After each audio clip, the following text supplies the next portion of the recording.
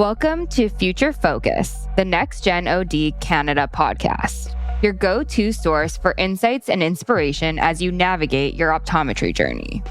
Whether you're a student or a recent graduate in your first few years of practice, we're here to help explore the topics that matter: career paths, job opportunities, board preparation, and more. Each month, we'll bring you expert guests and practical tips to help you thrive in the world of optometry. And we'd like to thank our exclusive sponsor, I Recommend. I Recommend is a dynamic network of independent optometrists committed to delivering personalized, comprehensive eye care. They offer outstanding career opportunities across various optometry specialties and provide signing bonuses, mentorship programs, and access to exclusive world-class events and education. With a vast network of experts and clinics nationwide, they empower optometry students and recent graduates to build successful and rewarding careers. So stay tuned and let's shape the future of optometry together on Future Focus, the NextGEN OD Canada Podcast.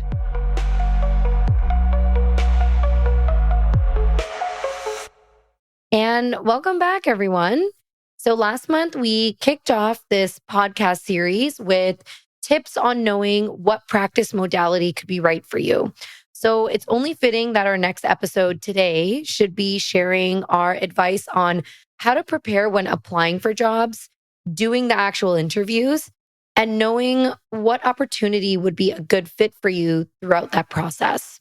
Yeah, welcome back. We hope you enjoyed our first episode. We had a lot of fun filming and we're so excited to jump right into this. We both have a lot of experience working and interviewing at many different practices, and we want to discuss the best way to approach an interview, what to look for in the doctors you're interviewing with, and then ultimately how to decide on what job is right for you. We might not get into that too much today, but definitely a lot of interview tips. I know there's always so much information that we could share, and Alexa and I have a really hard time condensing it down to a short episode because we know you guys are all busy with your lives and you might not have 3 hours to listen to us talk about this stuff. But quickly before we dive into it, Alexa, do you want to share with our listeners what you've been up to since the release of our first episode? I might have, gotten married. Yay! That's exciting. So exciting. Yeah, I got married on October 6th. It was a perfect, beautiful day. And there was no rain, which doesn't matter because it was indoors. But, you never want rain on your wedding day. Yeah. Yeah. You don't want the gloominess, the depressing weather. You always want the sunshine. It makes everyone feel happy. It was a little overcast. Oh, okay. But that's not bad. Which I feel like is better for photos. Yes. So yeah, that's not bad. It was okay. And just before recording this episode, I was at the I Recommend conference, the national training event on the East Coast. That was my first time ever going to an I Recommend conference, and it was awesome. It's also the first conference I've been to where doctors brought their staff members, because these conferences are not just for ODs. They're for an entire practice, right? So the staff come, the teams come, the associate doctors come. And it was really cute because we did like a team building scavenger hunt outdoors. This was in Blue Mountain. And so, same thing. The weather was beautiful. And it was really cute because some offices came in like their matching team sweaters. My office that I work at part-time, Bolton Optometry, they also had matching sweaters. So it was just a really fun event and really refreshing, right? Because it gives you a lot of ideas to just be better and strengthen your own relationships with the staff members you work with, even as an associate doctor or as an independent, employer. So it was really exciting. That was my weekend. Not as fun as that's so fun. What you just went through. No, that is. I was having FOMO from not being there. I was like, this looks so fun on all the Instagram stories I was seeing. Oh, yeah. Did you bring your staff too? So no, because Northern Sight Optometry is still new. We're about a year open. We've never been to that event before. And so we were hesitant to bring our staff for the first event because we didn't even know what to expect. So my partner and I, we went, and then we totally regretted not bringing our staff. I think they would have loved it. So we're definitely going to bring them every year moving forward from now on. Perfect. Next year. Yeah. Okay. Shall we? Yeah.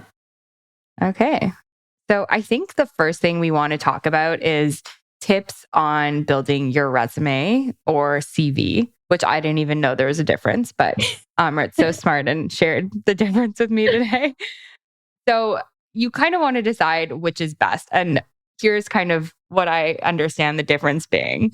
A resume is shorter and a quick kind of 1 to 2 page summary of your education and your clinical experience.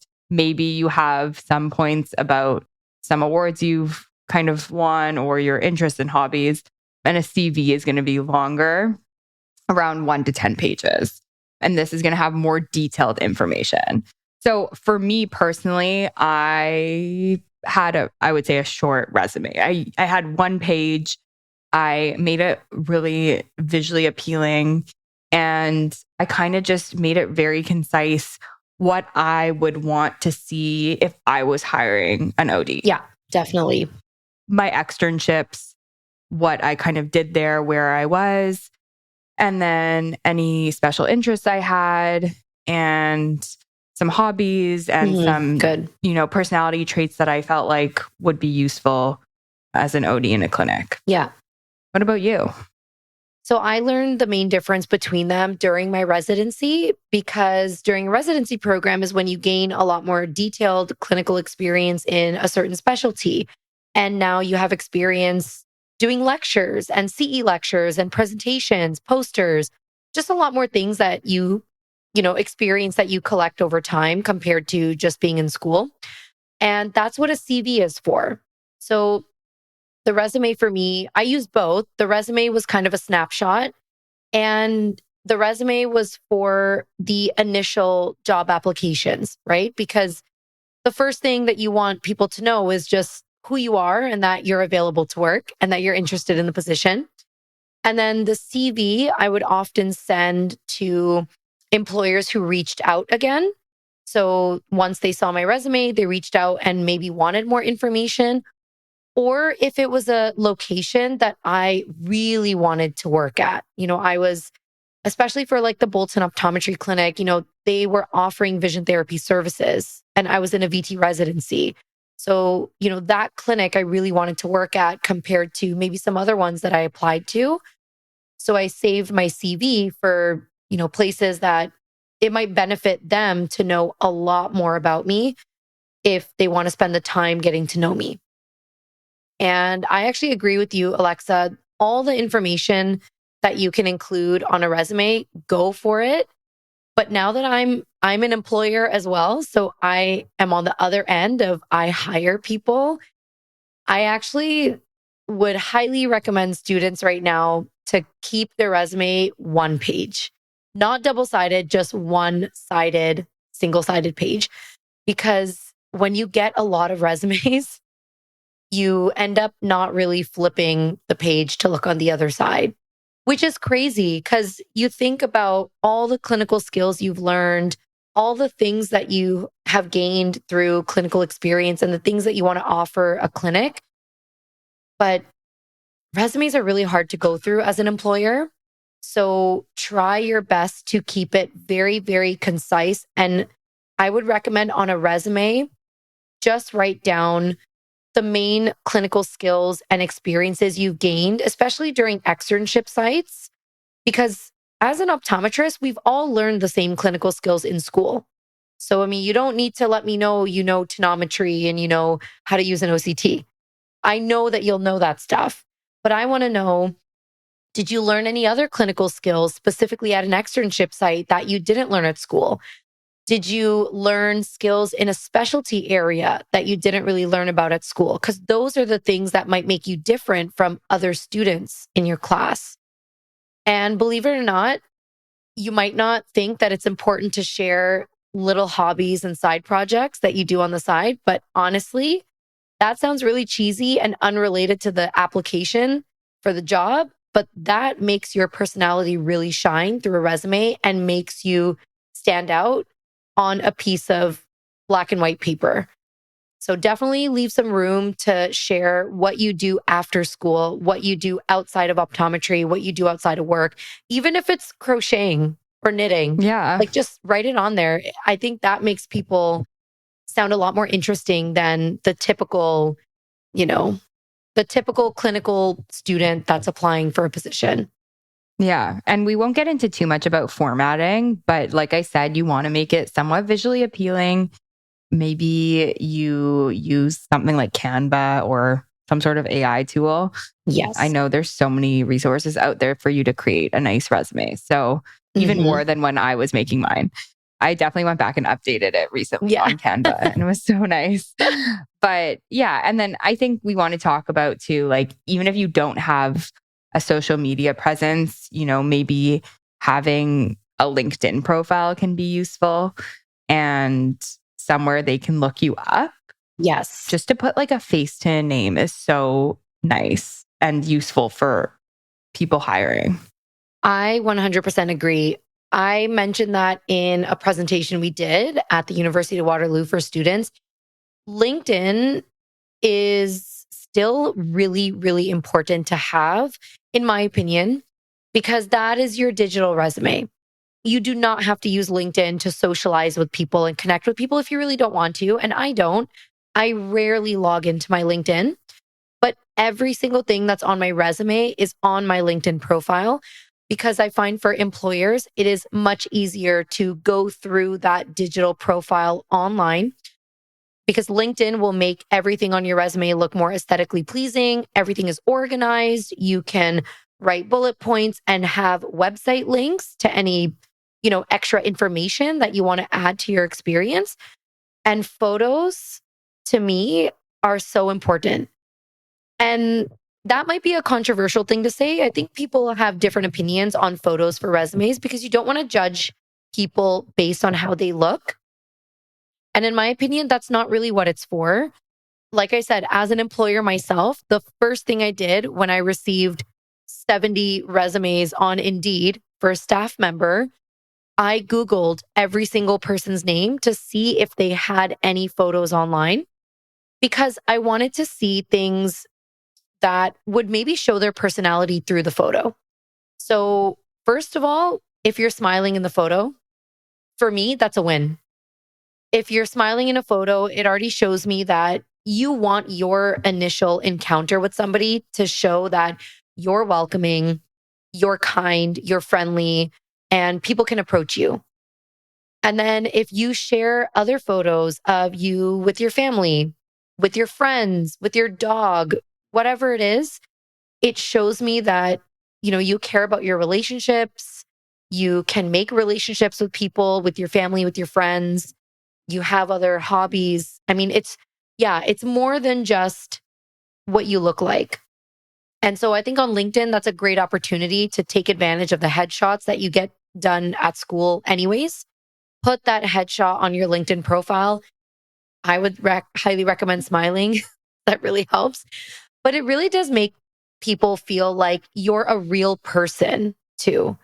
And that helped me. I did hire people that had a social media that I could access or, pictures on LinkedIn or something where I knew that they were real and pictures where they were smiling and not doing a duck face or a model pose or a smolder. Like those types of faces, I just felt like, okay, I don't want you doing a smolder when like a patient comes into the office, wanting to book an eye exam. Yeah, for sure. No, and also include your LinkedIn on your CV or resume. Yes, like have that 100%. linked. And then if you have any other social medias where, you want an employer to see, definitely have that on there. Yeah. And you can even put like a little cute icon and then your handle. Yeah, no, I think that's a great idea. Just quickly adding on to what Alexa said about making your resume online. When you use programs like Canva, there are kind of these like digital resume packages that you can create, right? You can add backdrops, you can add some icons, some color. Color plays a role on our psychology. So add some of those deeper blues, purples and greens, those calming neutral colors instead of the aggressive reds and yellows and oranges. Play with that and, impress your employer. It shows that you went above and beyond to make yourself look different than the rest. And that means you're going to go above and beyond working in their clinic to make yourself stand out to your patients. Yeah, for sure. I think it definitely reflects a lot about what kind of doctor you'll be, which is weird to say that, one page can do that. Oh, definitely. And once you have your resume or CV ready to go, we wanted to highlight, where are you going to look for those jobs to send out your resumes and your CV? During school, I think we definitely used the typical job outlets, and I'm sure everyone listening is still going to be using those today. And those are websites like Monster, Indeed, Glassdoor, definitely LinkedIn. So again, LinkedIn will also have job opportunities and job boards that are posted on there. Do not forget to use your professional association websites and possibly your school's website, because your school probably has an alumni page where alumni are looking for new students to hire. The Canadian Association of Optometry, your provincial association of optometry boards. And if you're looking for a job in the States, you can even use the AOA website. So those are definitely ones that I use. And I found one of my jobs through the Ontario Association. And then I found another one of my jobs through Indeed, and then another one through LinkedIn. So it's always going to vary. The trifecta. Yeah, literally. Yeah, I agree. And also, just to add on that, the school will sometimes email you jobs that other ODs have reached out to the school themselves.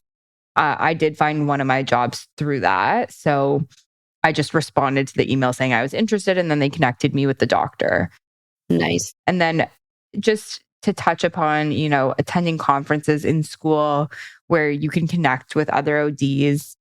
I attended Optometry's meeting a few years in a row because I was on the AOSA board, and I definitely made contacts there, especially Canadian ODs, and just kind of keeping them in your pocket and knowing, even just if you need to reach out for advice one day, having those connections is so key. And especially if you're going to talks at your school, like chaos talks, go up to the doctor and introduce yourself after the talk. Write them an email saying thank you. People remember things like that. And I think taking that extra step as a student, even if it's intimidating, can make all the difference when you're looking for a job, even if it's not right out of school.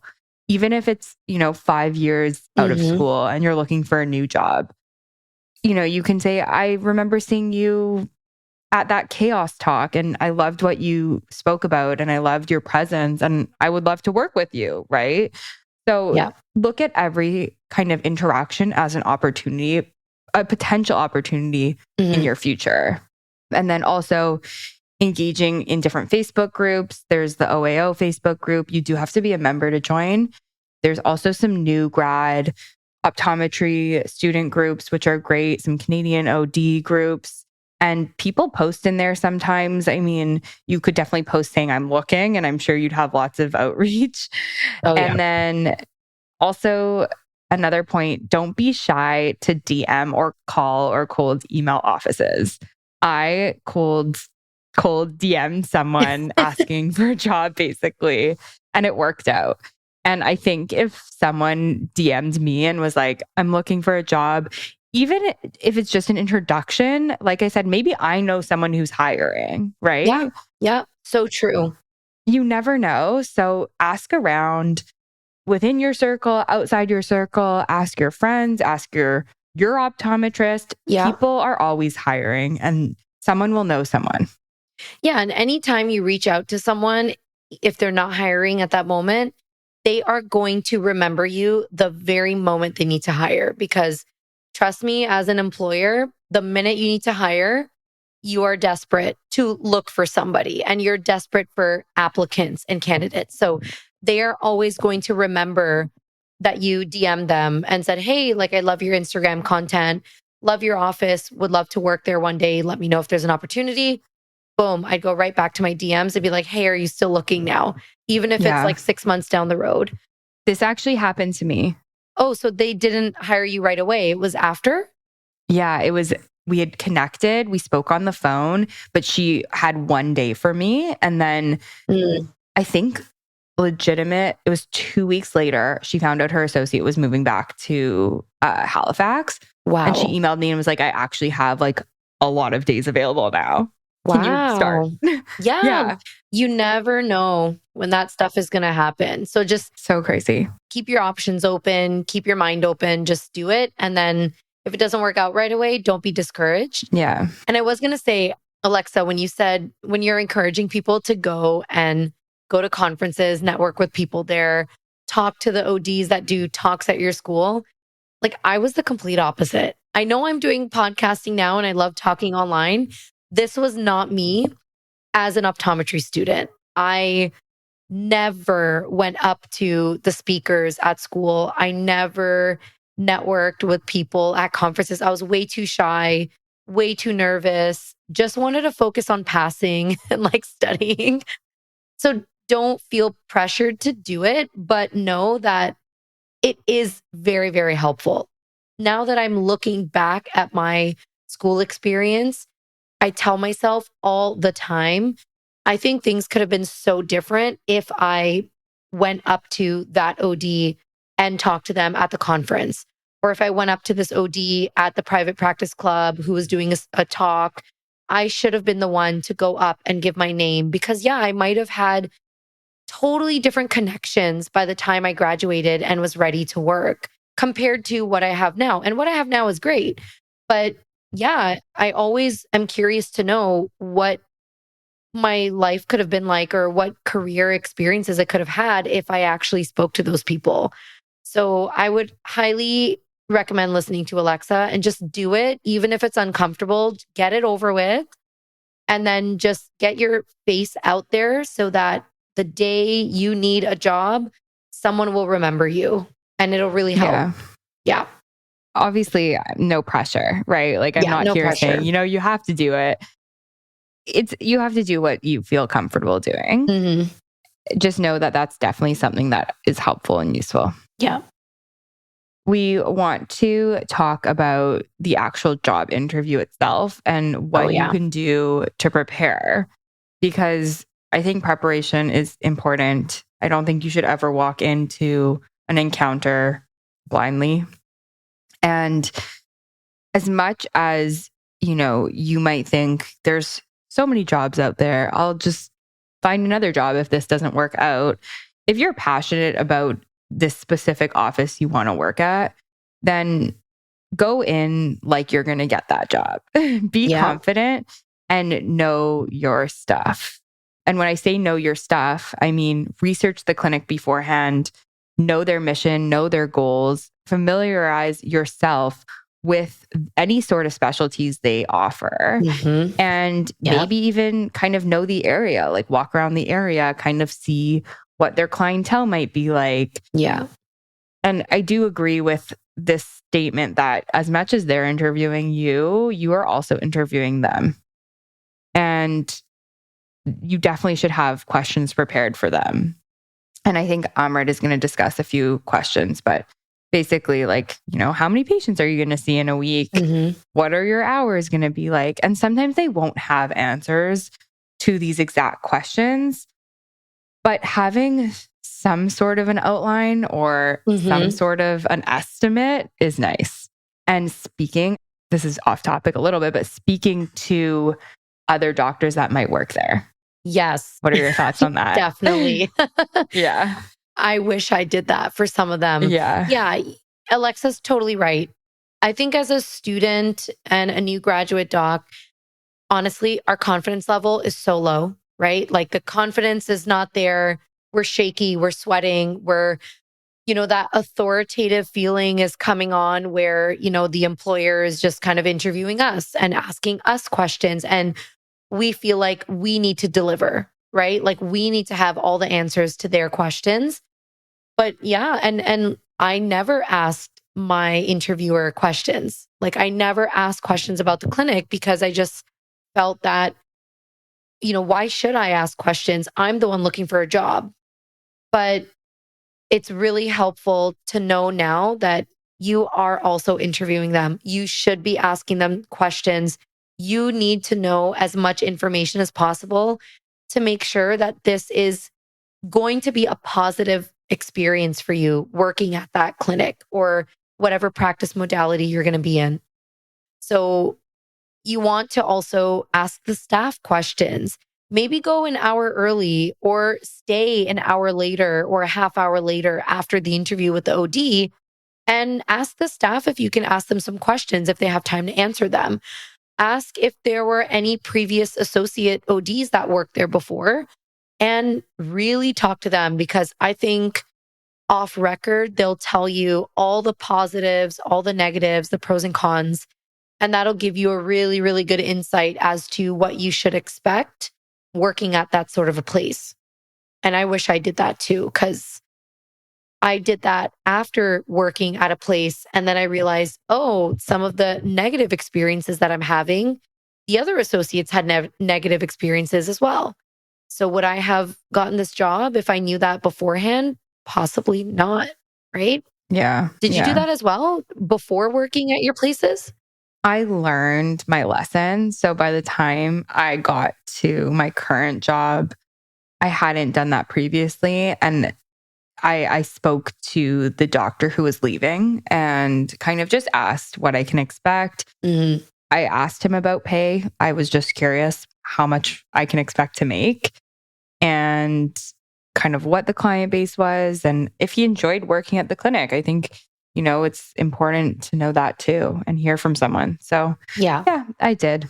And then talking about compensation can also be very, very nerve-wracking when prepping for an interview and when being interviewed, right? So remember some tips when it comes to discussing compensation. You do not have to provide an answer right away if the employer asks you, how much do you want to get paid? You should most likely never feel pressured to give a number right away. You always want the employer to say what their expected compensation for you would be first, because they're the employer. They are in charge of paying you. They know how the practice is run. They already have a budget for you. So they should know how much to compensate you based on what they can afford. It's not a trap.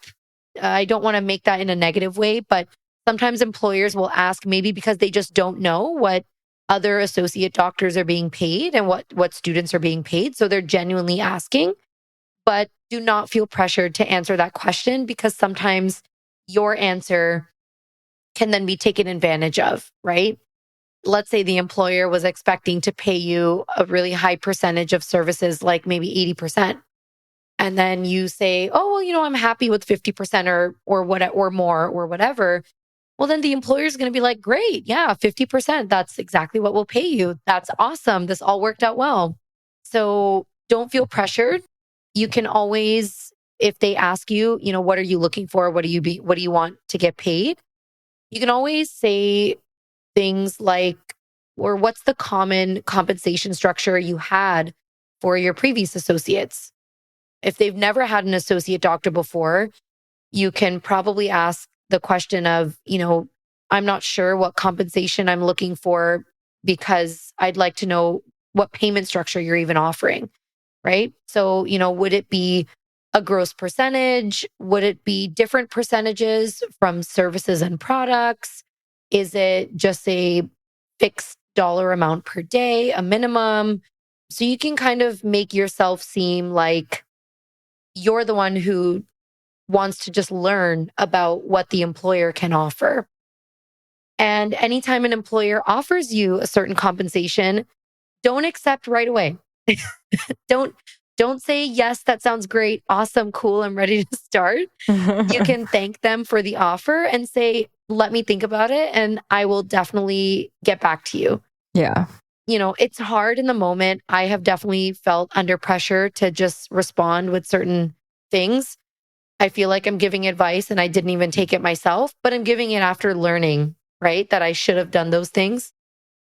Did you have any tips on how to talk about compensation with the employers? Because I know that's a really hard one. It is awkward. I think it shouldn't be awkward, but I think we're just like, it just becomes a little weird because you're almost talking to another doctor who you kind of feel like an equal with. And you're like, optometrists just get a little bit weird about money sometimes. All the time. All the time. Even now, I still get weird about money. Yeah. So I agree. I think there's times when I was just like, great, sounds good. Like, thank you for the offer. Yeah. I'll get back to you. And even I feel like by just saying that puts a little bit of like doubt in their mind. Yeah. 100%. Right? Yep. Definitely. And, talk to other people. I think we should all be pretty open about how much we're making. Yeah. Or at least our pay structure. Yes. What payment structures are out there, right? Sorry, I didn't mean how much you're making. You don't have to disclose that. But it's interesting to see how many different structures there are. Of course, there is kind of, I find in the GTA, there's a bit of a general percentage or range that people are making, but not everyone makes a percentage of gross. Some people have a different kind of unique, very tailored structure to their clinic. So definitely ask around, ask your friends. Yeah. And if you're not happy with the pay structure they present you, maybe you present something else that maybe you think would work better for you. Yeah, I think just don't feel stuck in that and definitely think about it and come back. And if you don't feel comfortable doing it face to face, then do it over email. Yeah. Yeah. You can always say, thank you so much for the offer. Would you mind emailing me a potential contract? I'll look it over and then, I'll get back to you. And then you can email them, use ChatGPT to write your professional friendly response and create a counteroffer, not only for payment structure, but for vacation time, how many days you'd get off or what days you'd work, what hours you'd work. That in itself, honestly, I'll go off topic here. That is a whole conversation of its own. I think Alexa and I definitely want to have an episode with you guys to really identify the difference between being an independent contractor versus being an employee. This all goes into the type of contract that you're going to be offered. So I won't go too much into it for this episode because we will not have time. But, make sure you look into those details when they're offering you a contract for what days you'd be expected to work and things like that. You can negotiate all of those things. So don't feel that just because you're a student and you're new and, you just have to accept whatever offers are out there because that's what it is. It's not what it is. There's always a way to negotiate. And I'll give you a tip right now. An employer that is willing to negotiate with you and accept your terms really wants you there. Like they want to work with you. So do not be afraid to negotiate because the worst they're going to say is no. And you can still get the job because you can still accept what they're offering you. Right? So it's not the end of the world, but definitely try to negotiate. I agree. And even if your negotiation is so little, just do something. Yeah. It's good practice. You never know what they're going to say. And then I think something that is so important, if you can do this, I don't know, I did it once, shadow the clinic or work in the clinic for a few days, shadow the doctor, or even ask to see a few patients on your own, just so you can get a feel of the patient or of the flow of how a patient runs through the clinic, of the staff who you'll be working with. You are committing to a lot without knowing much if you don't do this, right? Yeah. You're kind of just being thrown in and it's like, okay, start at a new clinic and you have to figure it out. So I think that's really, really cool and something that you should definitely ask to do. And I think they should be on board because they want you to be happy at the clinic too, right? 100%. Did you do this? So I did not do that at all. To be honest, I will say just putting my mindset back to being a student or a new grad with all the loans that we have, the desperation we have to make money right away, I would actually disagree with that. I'd say instead of shadowing, because shadowing, you're working for free. I mean, who has time for that, right? But you can ask if you can do a short-term contract for maybe 1 to 3 months. You could be like, I'm not 100% sure if this is right for me, maybe due to something outside of the clinic, right? Don't say anything negative about the clinic, but the commute is a little tricky, or my family lives really far away, or the days might not be right for my cat. My cat's at home. I got to take care of him. Whatever it is, make up an excuse and say, is it possible for me to sign a short-term contract for 1 month or 2 months or 3 months? And then, can we then go back to seeing if we want to re-sign this contract for, a whole 1 year period? And again, if an employer really wants you and they like you, I'm sure that they will do this for you. I have met a few ODs where they've done short-term contracts and the practices are like, yeah, fine. That's no problem at all. If a place does not want to offer that to you, honestly, they better have a really good excuse as to why they don't want to offer that. Because if it's not a good excuse, I don't even think that's a place to work then, right? Like if it's not a valid reason, why would that employer want you at all then if they're not willing to offer you an opportunity to see how awesome they are? For sure. No, I agree with that. Yeah, because then at least you get paid and you get to try it out. Yeah. I only shadowed for a morning. So and I wasn't working that day. It was like my day off. So I didn't look at it as losing money, but of course. I get it. And then I think also we should touch on this. You should follow up with your employer or future employer, whoever you interviewed with. Just send a follow-up email or call even. I think it's always nice to do, and just thank them for their time. I think it's important to do. I'll actually emphasize that because being a business owner myself, we are busy. You're busy as well. As a student and a new grad, you guys are totally busy and we're totally busy too. And honestly, sometimes it's just a genuine forgetfulness. Like we just don't have the time to email you back, or we forget to respond. And yes, even though we're desperate for an associate and we really need to hire someone, there's a lot of admin crap. There's a lot of staff crap going on. There's a lot of money, payments, business loans. There's so much going on. So I would highly encourage you to keep following up with them, to keep reminding them that, you're waiting for a response or you're looking forward to hearing from them. It just gives them a good nudge and reminder to get back to you. Yeah, I agree. So I think just to wrap up this episode, hopefully we provided really helpful tips on how to spruce up your resume, where to apply for those jobs, and then how to prep yourself for an interview. I do want to end off this episode with just a reminder for new grads out there. How you feel after your interview can be a really big deciding factor on whether that job is going to be a good fit for you. And that's just based on my personal experience. And maybe Alexa, maybe you feel the same. I find that when you're in an interview, if employers and maybe even staff members are answering all of your questions, they let you shadow in the practice, they're accommodating your requests when negotiating your contract. I find that those employers are going to be more likely to treat you fairly and with respect long-term when you're working there as an associate in the practice. Whereas if you're in an interview with an employer who is rushing to finish the interview, they take a really long time to respond back to you via email or text.